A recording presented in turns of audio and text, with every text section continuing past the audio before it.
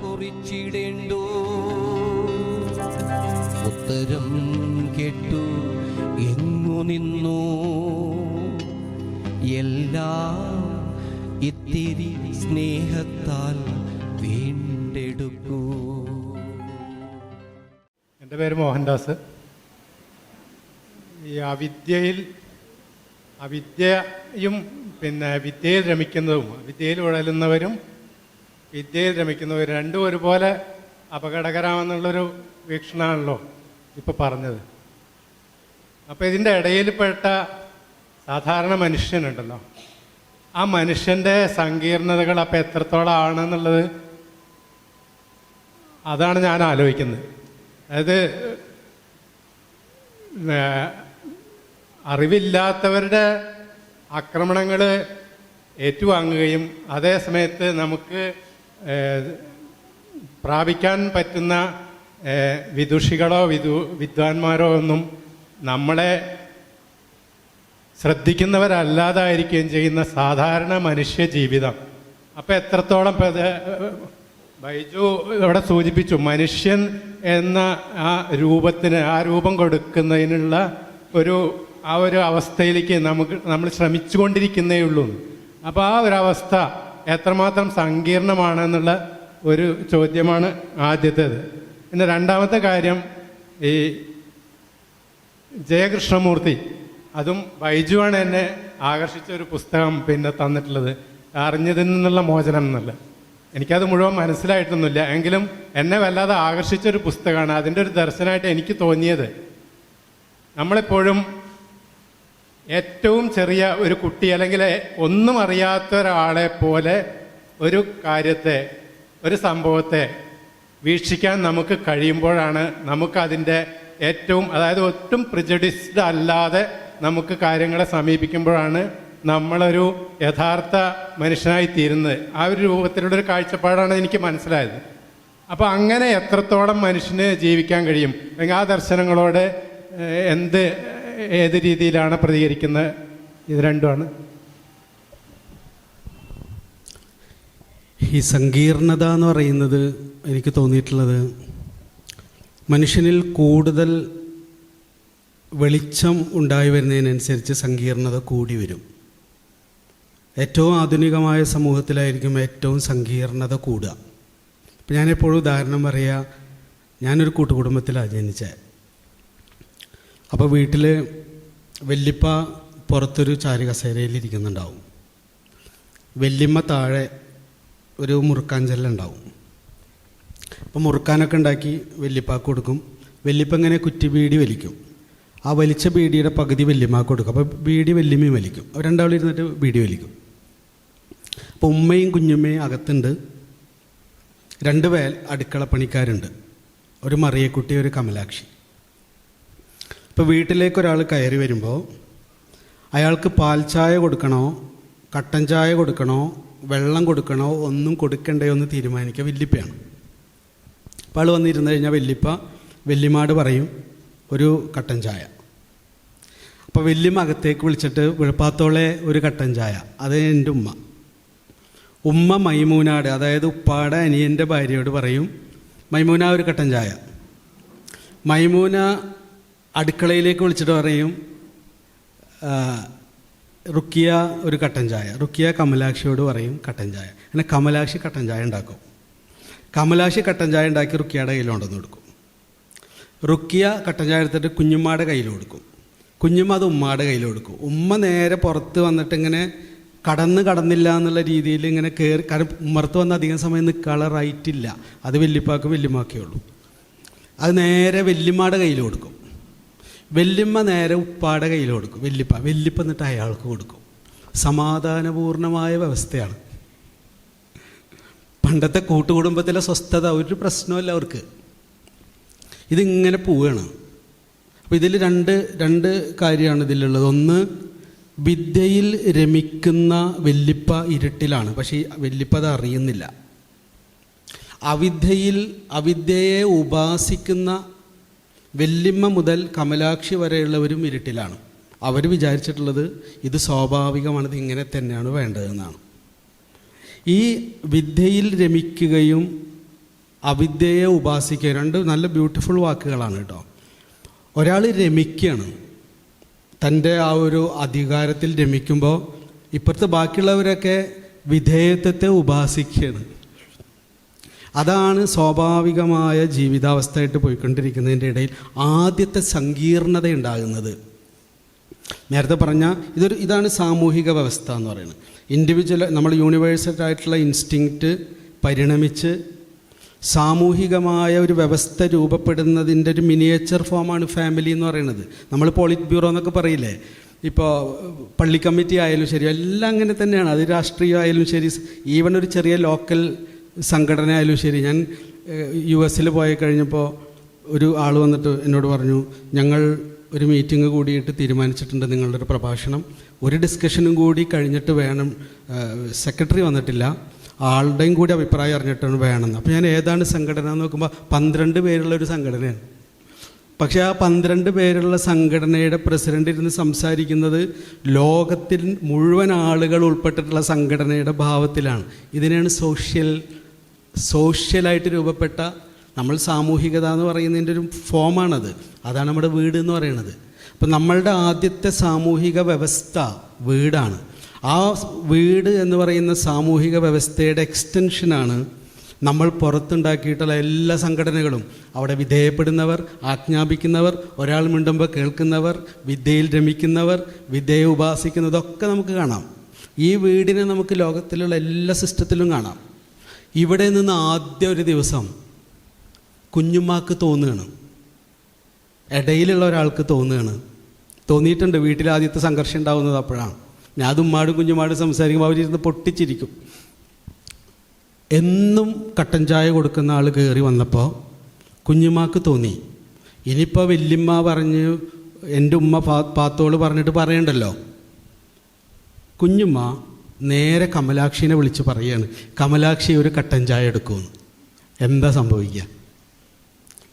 മറിയക്കുട്ടി കുഞ്ഞുമ്മയുടെ ശത്രുവാവും. നമ്മളെപ്പോഴും ഈ മോളിലുള്ള ജാതിയല്ലേ പറയുക. കാരണം എന്നോട് പറയാം, കാരണം മറിയക്കുട്ടിയും കമലാക്ഷിയും തമ്മിലുള്ള ബന്ധത്തിൽ മറിയക്കുട്ടിയാണ് ഉന്നത കുലജാത്രയായിട്ടിരിക്കുന്നത്. മറിയക്കുട്ടി അതുവരെ ഇല്ലാത്ത അസ്വസ്ഥത അനുഭവിക്കും ആദ്യമായിട്ട്. ഉമ്മാക്ക് ദേഷ്യം തോന്നുന്ന കുഞ്ഞുമാടാണ്, ശക്തമായ ദേഷ്യം തോന്നും. ഉമ്മാക്കും വല്യമ്മാക്കും വല്യപ്പാക്കും കുഞ്ഞുമ്മ ശത്രുവാവും. മറിയക്കുട്ടിക്ക് കുഞ്ഞുമ്മ ശത്രുവും, ബാക്കിയുള്ളവരൊന്നും പ്രശ്നമല്ല. കമലാക്ഷിക്ക് ഇതൊന്നും പ്രശ്നമല്ല. കമലാക്ഷിക്ക് ആര് പറഞ്ഞാലും, കാരണം ചായ ഉണ്ടാക്കാൻ വിധിക്കപ്പെട്ട ആളാണ് ഞാൻ ജാതി വ്യവസ്ഥയെക്കുറിച്ചാണ് പറയുന്നത്. ആദ്യത്തെ സങ്കീർണത, സമത്വത്തിന് വേണ്ടിയുള്ള ആദ്യത്തെ സമരം, അതിൻ്റെ ബീജം ഇവിടെ നിന്നാണ്. അറിയാതെ പറഞ്ഞു പോയതായിരിക്കും ചിലപ്പോൾ കുഞ്ഞുമ്മ, അറിഞ്ഞുകൊണ്ട് പറഞ്ഞതായിരിക്കില്ല. ഏതായാലും ഇപ്പം ഇങ്ങനെ വരണ്ടല്ലോ. അപ്പോൾ കുഞ്ഞുമ്മ കുമ്പാട്, അയ്യോ ഞാനറിയാതെ ഇന്നും കട്ടൻ ചായ കൊടുക്കുന്നതല്ലേ, അതുകൊണ്ട് ഞാനങ്ങ് പറഞ്ഞു എന്നുള്ളതിങ്ങനെ അറിയാതെ പ്രതികരിച്ചു പോയ ആദ്യത്തെ വാക്കാണ് ആദ്യത്തെ സമരം. ചിന്തിച്ച് പ്രതികരിച്ചതൊന്നുമല്ല. പിന്നെ ഇങ്ങോട്ടേക്ക് വരുന്നതിനനുസരിച്ച് സങ്കീർണത കൂടി വരും. അപ്പോൾ ഏറ്റവും സങ്കീർണത മനുഷ്യവംശത്തിൽ ഏറ്റവും കൂടുതൽ അനുഭവിക്കുന്നത് ആധുനിക കാലത്താണ്. കാരണം ആധുനിക കാലമാണ് ഏറ്റവും മൂല്യമുള്ള കാലം. മൂല്യം കൂടുമ്പോഴാണ് സങ്കീർണത കൂടുക. റേപ്പ് ഒരു കേസാണെന്ന് നമുക്ക് തോന്നിയത് ഇപ്പോഴാണ്. പാലേരിമാണിക്ക് സിനിമ കണ്ടിട്ടുള്ളവർക്ക് ഒരു കാലത്തും തോന്നിയിട്ടില്ല. പിന്നല്ലാതെ നാട്ടിലെ ഏറ്റവും പ്രധാനപ്പെട്ട പ്രഭുവായിട്ടിരിക്കുന്ന, ആഢ്യനായിട്ടിരിക്കുന്ന ആൾക്കുള്ളതല്ലേ നാട്ടിലത്തെ എല്ലാ സ്ത്രീകളും. പണ്ട് നമ്മൾ അന്തഃപുരങ്ങളിൽ രാജാക്കന്മാർ നാട്ടിലെല്ലാ സുന്ദരികളായിട്ടുള്ള സ്ത്രീകളെയും കൊണ്ട് താമസിച്ചിരുന്നത് തെറ്റാണെന്ന് ആർക്കും തോന്നിയിട്ടില്ല. പണ്ട് ഗോത്ര സമൂഹങ്ങളിലൊക്കെ അങ്ങനെയാണ്. ഈ ഗോത്രതലവിന് മാത്രമേ കുട്ടികളുണ്ടാവുക. ഈ ആനയുടെ കാര്യമൊക്കെ പറയുന്ന പോലെ ആൾക്കിഷ്ടപ്പെട്ടവരൊക്കെ ആയിട്ട് ആൾ പ്രാപിക്കും. എന്നിട്ട് ആൾക്ക് തീരെ വേണ്ട എന്ന് തോന്നുന്ന സ്ത്രീകളെ അയാളുടെ ഏറ്റവും അടുത്ത ആളുകൾ, അവരെ വേണമെങ്കിൽ നീ ഉപയോഗിച്ചോ എന്ന് പറയും. ഇങ്ങനെ ഇത്രയ്ക്കും അങ്ങനെയുള്ളൊരു വ്യവസ്ഥയിൽ നിന്നാണ് സമരം ചെയ്തും സഹകരിച്ചും നയതന്ത്രത്തിൽ വളർന്ന് നമ്മളിപ്പോൾ വന്നിട്ടുള്ളത്. അപ്പോൾ ഏറ്റവും സങ്കീർണത അനുഭവിക്കുന്ന ഒരു ലോകത്തിൽ നമ്മൾ ജീവിക്കുന്നത് നമ്മൾ അത്രമാത്രം വെളിച്ചത്തിലേക്ക് വന്നതുകൊണ്ടാണെന്നും ഈ പറയുന്ന നേരത്തെ പറഞ്ഞ സാധാരണക്കാർ എന്ന് പറയുന്ന ഈ സാധാരണക്കാരിൽപ്പെട്ടവരാണ് കമലാക്ഷിയും മറിയക്കുട്ടിയും കുഞ്ഞുമ്മയൊക്കെ. അവരൊക്കെ ഹ്യൂമൻ റൈറ്റ്സ് എന്ന് പറയുന്നത് അനുഭവിച്ചു തുടങ്ങിയത് ഇപ്പോഴാണ്. അവർക്കും വ്യക്തിത്വമുണ്ട് എന്ന് അനുഭവിച്ചു തുടങ്ങിയ ഒരു കാലത്താണ്. അതുകൊണ്ട് സങ്കീർണതകളെ വളരെ പോസിറ്റീവായിട്ടാണ് കാണേണ്ടതെന്നും ഇപ്പം ഞാനിപ്പോൾ ഈ ടീനേജിനെ കുറിച്ച് ഞാൻ കുറച്ച് യങ്സ്റ്റേഴ്സിനോട് സംസാരിക്കാൻ വേണ്ടി ഒരു 10ാം ക്ലാസ്സിലും +1നും +2ലും കഴിയുന്ന കുട്ടികൾക്ക് മാത്രമായിട്ടൊരു സ്ഥലത്തൊരു ഇൻറ്ററാക്റ്റീവ് സെഷന് വിളിച്ചപ്പോൾ ഞാൻ അവരോട് പറഞ്ഞൊരു കാര്യമുണ്ട്. കുട്ടികളോട്, നിങ്ങൾക്കിപ്പോൾ എന്ത് ദേഷ്യം വന്നാലും എന്ത് വെറുപ്പ് വന്നാലും അങ്ങനെ തന്നെ നിങ്ങൾക്ക് മാതാപിതാക്കളോട് പ്രകടിപ്പിക്കാൻ പറ്റുന്നുണ്ട്. നിങ്ങൾ പൊട്ടിത്തെറിക്കുന്നുണ്ട്, വലിച്ചെറിയുന്നുണ്ട്, ദേഷ്യം പിടിക്കുന്നുണ്ട്, നിലവിളിക്കുന്നുണ്ട്. എന്തുകൊണ്ടാണെന്നറിയോ? കാരണം നിങ്ങൾക്ക് ഉറപ്പുണ്ട് നിങ്ങളുടെ മാതാപിതാക്കൾ നിങ്ങളെ തല പിടിച്ച് ചുമരിലടിക്കില്ല, നിങ്ങളെ അടിച്ച് പുറത്താക്കില്ല, പട്ടിണിക്കിടില്ല. പക്ഷെ ഞങ്ങളൊക്കെ അത് പണ്ട് ചെയ്തിരുന്നെങ്കിൽ വിവരം അറിയുമായിരുന്നു. ഞങ്ങളൊന്നും മുതിർന്നവർ നല്ലവരായതുകൊണ്ടൊന്നുമല്ല അവരെ ബഹുമാനിച്ചിരുന്നത്, പേടിച്ചിട്ടാണ്. അടി എവിടുന്ന് വരികയെന്നറിയില്ല. അതുകൊണ്ട് നിങ്ങൾ ഇങ്ങനെ തുറന്ന് പൊട്ടിത്തെറിച്ച് പ്രതികരിക്കുമ്പോൾ ഒരു കാര്യം നിങ്ങൾ മറക്കരുത്, അവർ തിരിച്ചുപദ്രവിക്കില്ല എന്നുള്ളൊരു വിശ്വാസമാണ്, പൂർണ്ണ വിശ്വാസമാണ് നിങ്ങളെ കൊണ്ടത് ചെയ്യിപ്പിക്കുന്നത്. കുട്ടികളൊക്കെ ഇരുന്ന് കരഞ്ഞുപോയി, അവർ ആ ഭാഗം ചിന്തിച്ചിട്ടില്ല. നിങ്ങളതിന് മുമ്പുള്ള ഞങ്ങളെപ്പോലെയുള്ളവരുടെ കാലം നിങ്ങളൊന്ന് ആലോചിച്ച് നോക്കണം. ഞാൻ അച്ഛനമ്മമാരോടും പറയും, നമ്മുടെ ടീനേജ് കഴിഞ്ഞ കുട്ടികൾ ഒരു കാരണമില്ലാതെ ഡിപ്രഷനൊക്കെ മരുന്ന് കഴിക്കുന്ന എൻ്റെ ഒരു സുഹൃത്തുണ്ട്. ഞാനിത് കോണ്ടെക്സ്റ്റ് വിട്ടിട്ട് പറയുകയാണ് കേട്ടോ, കോണ്ടെക്സ്റ്റ് വിട്ടിട്ടല്ല എന്നാണ് എനിക്ക് തോന്നുന്നത്. അവളുടെ ഒരു പ്രോബ്ലം, അവൾ പറഞ്ഞു, എനിക്കൊരു മോനുണ്ട്, അവന് എൻ്റെ സാരിത്തുമ്പിൽ നിന്നും മാറില്ലായിരുന്നു. അവൻ എന്നെ ചുറ്റിപ്പറ്റി ഇങ്ങനെ ചുറ്റിപ്പണഞ്ഞ് മാത്രമേ നടക്കുള്ളൂ, ഞാനില്ലാതെ അവനക്ക് ലൈഫേ ഇല്ല. പക്ഷെ അവന് 13 വയസ്സും കഴിഞ്ഞപ്പോൾ അവൻ്റെ സ്വഭാവം മാറാൻ തുടങ്ങി. അവന് എന്താണെന്നറിയില്ല, 16 വയസ്സൊക്കെ ആകുമ്പോഴേക്കും അവന് എന്നോടൊരു അകാരണമായ നീരസം, ഒരു കാര്യമില്ലാതെ ദേഷ്യം പിടിക്കുക, പെട്ടെന്ന് പൊട്ടിത്തെറിക്കുക. എനിക്കത് സഹിക്കാൻ പറ്റാതായി ഞാൻ ഡോക്ടറെ അടുത്ത് പോയി മരുന്ന് കഴിച്ചുകൊണ്ടിരിക്കുകയാണ്. അതുകൊണ്ടാണ് ഷൗക്കത്തിനോട് സംസാരിക്കാമെന്ന് വിചാരിച്ചിട്ട് വന്നതാണെന്ന് പറഞ്ഞിട്ട് എൻ്റെ അടുത്ത് വന്നു. എനിക്കത് എടുക്കാൻ പറ്റുന്നില്ല. എന്താണ്, ഞാൻ ഇത്രമാത്രം സ്നേഹിക്കുന്ന മോനാണ്, അവൻ എന്താണ് എന്നോട് ഒരു കാരണമില്ലാതെ ഇങ്ങനെ ഒരു വൃത്തികെട്ട ജന്തുവിനോടെന്ന പോലെ, അവൾ ഉപയോഗിച്ച വാക്കാണ്, എന്നോട് പെരുമാറുന്നത്. അപ്പം ഞാൻ പറഞ്ഞു, നമ്മളുടെയൊക്കെ പ്രശ്നം നമ്മൾ ഈ സാഹിത്യം മാത്രം പഠിക്കുന്നതാണ്, ഇടയ്ക്കൊക്കെ ജെനറ്റിക്സ് പഠിക്കണം. നമ്മൾ ജെനറ്റിക്സൊക്കെ പേരൻസ് ആദ്യം പഠിക്കേണ്ടത് ജെനറ്റിക്സാണ് ശരിക്കും. പക്ഷെ നമ്മളിപ്പോൾ ജെനറ്റിക്സും നമ്മൾ ചിത്രം വരച്ച് ശാസ്ത്രീയമായി പഠിക്കുന്നു എന്നല്ലാതെ നമ്മൾ ഇനിയുള്ള കാലത്ത് ഇതൊന്നും ആഴത്തിൽ നമ്മളുടെ സാമൂഹിക ബോധവുമായിട്ട് ചേർത്ത് വെച്ച് പഠിച്ചില്ലെങ്കിൽ ഇനിയുള്ള മാതാപിതാക്കൾ ഒരുപാട് വിഷമിക്കേണ്ടി വരും. ഞാൻ നേരത്തെ പറഞ്ഞല്ലോ തുടക്കത്തിൽ, ഞാൻ ഈ സങ്കീർണതയെക്കുറിച്ചാണ് ഈ പറഞ്ഞുകൊണ്ടിരിക്കുന്നത്. ഇൻഡിവിജ്വാലിറ്റി എന്ന് പറയുന്നത് എസ്റ്റാബ്ലിഷ് ചെയ്ത് കഴിഞ്ഞു. ഇന്ന് വരെ സമൂഹത്തിൽ ഇൻഡിവിജ്വാലിറ്റി എസ്റ്റാബ്ലിഷ് ചെയ്തിട്ടില്ലായിരുന്നു നമ്മളൊന്നും. ഇപ്പോൾ എൻ്റെ ഉമ്മയും കുഞ്ഞുമ്മയൊക്കെ അവിടെ ഒന്നും ഇൻഡിവിജ്വാലിറ്റി എസ്റ്റാബ്ലിഷ് ചെയ്തിട്ടില്ല. ആ ഹെയറാർക്കി ഇങ്ങനെ പിന്തുടരുകയായിരുന്നു. ഇപ്പോൾ ഇൻഡിവിജ്വാലിറ്റി എസ്റ്റാബ്ലിഷ് ചെയ്ത് കഴിഞ്ഞാൽ പിന്നെ ജൈവികമായ ഫങ്ഷനിങ് ഡോമിനേറ്റ് ചെയ്യാൻ തുടങ്ങും. അതായത് ഒരു പെൺകുട്ടിയിൽ അണ്ഡം ഉണ്ടായി വരികയും ആൺകുട്ടിയിൽ ബീജമുണ്ടായി വരാനും തുടങ്ങുന്ന സമയത്ത് അവരുടെ സിസ്റ്റത്തിന് താൻ ഇണയെ തേടുന്നതിന് തടസ്സമായി നിൽക്കുന്നതായി ആദ്യമായി ഫീൽ ചെയ്യുക മാതാപിതാക്കളായിരിക്കും. ഫസ്റ്റ് ഫീലാണ്.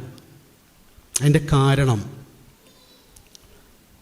ഈ ആൺകുട്ടിയുണ്ടല്ലോ, ജൈവികമായിട്ടാണ് ഞാൻ പറയുന്നത്, ജൈവികമായിട്ട് ആൺകുട്ടിയുടെ ഫസ്റ്റ് വൈഫ് അമ്മയാണ്, പെൺകുട്ടിയുടെ ആദ്യത്തെ ഹസ്ബൻഡ് അച്ഛനാണ്. ജൈവികമായിട്ട് അതെന്തായാലും എനിക്ക് കിട്ടൂല. ഇത് ജീനിൻ്റെ ഫീലാണ് പറയുന്നത്. നമ്മളുടെ സാമൂഹിക ബോധത്തെ മാറ്റി വെച്ചിട്ട് വേണം നമ്മളിത് വായിക്കാൻ. നമ്മളെന്തുകൊണ്ടാണ് പ്രായമായാൽ, നമ്മളൊക്കെ പറയില്ലേ, പ്രായമായാൽ പെൺകുട്ടികളെ അച്ഛൻ്റെ അടുത്തുനിന്ന് മാറ്റിക്കിടത്തണം. പ്രായമായ ആൺകുട്ടികളോട് നമ്മൾ പറയും അമ്മയുടെ അടുത്ത്, നീ ഇപ്പം ഇനി മതി, നീ ഇപ്പം എനിക്ക് പ്രായമായി, ഇനി അമ്മ പോയി മാറിക്കിടക്കുക എന്ന് പറയുന്നത് എന്തുകൊണ്ടാണ്? നമുക്ക് പണ്ട് ആൺകുട്ടികളിൽ നിന്നാണ് അമ്മ പ്രസവിച്ചിരുന്നത്. അച്ഛന്മാർക്ക് പെൺകുട്ടികളിൽ നിന്ന് മക്കളുണ്ടാകുമായിരുന്നു. അച്ഛൻ അമ്മ മകളൊന്നും ഉണ്ടായിരുന്നില്ല, ആണും പെണ്ണും മാത്രമേ ഉണ്ടായിരുന്നുള്ളൂ. നമുക്ക് പൂച്ചകളിലൊക്കെ ഒന്ന് കാണാം. അവിടെ നിന്നാണ് ഒരേ അച്ഛനിൽ നിന്ന് മകൾക്കും അമ്മയിൽ മകനൊക്കെ കുട്ടികൾ ഉണ്ടായാൽ അത് പലതരത്തിലുള്ള വൈകല്യങ്ങൾക്ക് കാരണമാകുന്നു എന്ന് ഒബ്സർവ് ചെയ്ത് തിരിച്ചറിഞ്ഞിട്ടാണ് സോഷ്യലി നമ്മൾ കുട്ടികളെ മാറ്റി നിർത്താൻ തുടങ്ങിയത്, അടുപ്പിക്കാതെ. അത് നമ്മൾ കണ്ടെത്തുന്നതാണ്, അല്ലാണ്ട് നമ്മുടെ സദാചാരബോധത്തിൻ്റെ സാധനമല്ല അത്. ഈ കുട്ടിയെ സംബന്ധിച്ചിടത്തോളം ആ സാമൂഹിക ബോധം ഉറച്ചു. അതുകൊണ്ട് ഞാൻ അമ്മയെ പ്രാപിക്കണ്ട, പക്ഷെ എനിക്ക് ഇണയെ കിട്ടിയേ പറ്റൂ. പക്ഷേ എൻ്റെ ഇണയെ അന്വേഷിക്കുന്നതിന് എന്നെ പിടിച്ചു വച്ചിട്ടുള്ളത്, എൻ്റെ പണ്ട് ഈ വീടൊന്നുമില്ലല്ലോ, നമ്മൾ ഈ വീടും കൂടിയൊക്കെ ആയിട്ട് ജീവിക്കാൻ തുടങ്ങിയിട്ട് ആകെ കുറച്ച് ദിവസമായിട്ടുള്ളൂ. ഇണയെ തേടുന്നതിൽ നിന്ന് എന്നെ തടയുന്നത് എൻ്റെ അച്ഛനും അമ്മയുമാണെന്നുള്ള ഡീപ്പ് ഫീലുണ്ട് കുട്ടികൾക്ക്. അതിൽ രണ്ട് തരത്തിലുള്ള ഫീലാണ്. അതിൽ പെൺകുട്ടിക്ക് ഏറ്റവും കൂടുതൽ ദേഷ്യം തോന്നുന്ന അമ്മയോടാണ്, ആൺകുട്ടിക്ക് ഏറ്റവും കൂടുതൽ ദേഷ്യം തോന്നുന്ന അച്ഛനോടാണ്. കാരണം എന്താണെന്ന് വെച്ചാൽ ഇതൊക്കെ ഞാൻ ജനറ്റിക്കലിയാണ് പറയുന്നത്. അപ്പോൾ ഈ സങ്കീർണത ഏറ്റവും കൂടുതൽ വിസിബിലിറ്റി കിട്ടുന്നത്, ഏറ്റവും കൂടുതൽ ഫങ്ഷൻ ചെയ്യാൻ തുടങ്ങിയിട്ടുള്ളത് ഇപ്പോൾ ആധുനിക കാലത്താണ്. അതുകൊണ്ട് നമ്മുടെ വീട്ടിലുള്ള ഒരു കൗമാരപ്രായത്തിലെത്തിയ ആൺകുട്ടിയും പെൺകുട്ടിയും അകാരണമായി വെറുപ്പ് പ്രകടിപ്പിക്കുകയും വിദ്വേഷം പ്രകടിപ്പിക്കുകയും നീരസം പ്രകടിപ്പിക്കുകയും പൊട്ടിത്തെറിക്കുകയും ചെയ്യുമ്പോൾ നമ്മൾ മുതിർന്നവർ അറിയേണ്ടതുണ്ട്. പണ്ടത്തെ പോലെ അല്ല, ഇപ്പോഴത്തെ കുട്ടികളൊക്കെ മോശമാണെന്ന് പറഞ്ഞ് തള്ളു അല്ല വേണ്ടത്. അവരുടെ ഇൻഡിവിജ്വാലിറ്റി ഉറച്ചതുകൊണ്ട് ഇണയെ തേടാനുള്ള അവരുടെ ജീനിൻ്റെ യാത്രയെ ഞങ്ങൾ തടസ്സപ്പെടുത്തുന്നു എന്ന അവരുടെ ജീനിൻ്റെ നിലവിളിയാണ് അവർ പോലും അറിയാതെ അസ്വസ്ഥതയായി പുറത്തു വരുന്നതെന്ന് തിരിച്ചറിഞ്ഞാൽ അവരെ വളരെ സ്നേഹത്തോടെ ചേർത്ത് പിടിക്കാൻ നമുക്ക് കഴിയും. അവിടെയാണ് നമ്മൾ നല്ല വൈദ്യനാവേണ്ടത്. സാരല്ല എന്ന് പറഞ്ഞാൽ അവരറിഞ്ഞ് പൊട്ടിത്തെറിക്കുന്നതല്ല, നമ്മളോട് വെറുപ്പോടെ പൊട്ടിത്തെറിക്കുന്നതല്ല.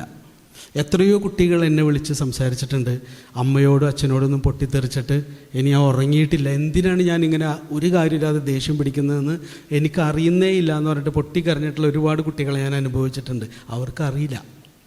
പക്ഷേ അവരവരെ എല്ലാ അർത്ഥത്തിലും എക്സ്പ്രസ് ചെയ്യാവുന്ന, പുറത്തേക്ക് പ്രകടിപ്പിക്കാവുന്ന ഒരു സാമൂഹിക അന്തരീക്ഷം ഇന്നുള്ളത് കൊണ്ട് എല്ലാ ബന്ധങ്ങളും സങ്കീർണമായിരിക്കും.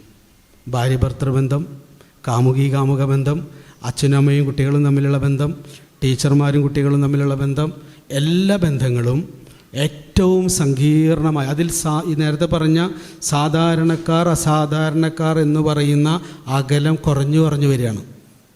കമലാക്ഷിയും വെല്ലിപ്പയും തമ്മിലുള്ള അകലം കുറഞ്ഞു വരികയാണ്. പണ്ടവർ രണ്ടറ്റത്തായിരുന്നുകൊണ്ട് ഒരു സങ്കീർണതയില്ല. ഇപ്പോൾ അവർ പരസ്പരം കമ്മ്യൂണിക്കേറ്റ് ചെയ്യാൻ തുടങ്ങി. ഇന്നെനിക്ക് പണിക്ക് വരാൻ പറ്റില്ല കേട്ടോ, മറ്റന്നാൾ നോക്കാം എന്ന് പറയുമ്പോൾ അയ്യോ പ്ലീസ് വരണം എന്ന് പറയുന്ന വെല്ലിപ്പയാണ് ഇന്നുള്ളത്.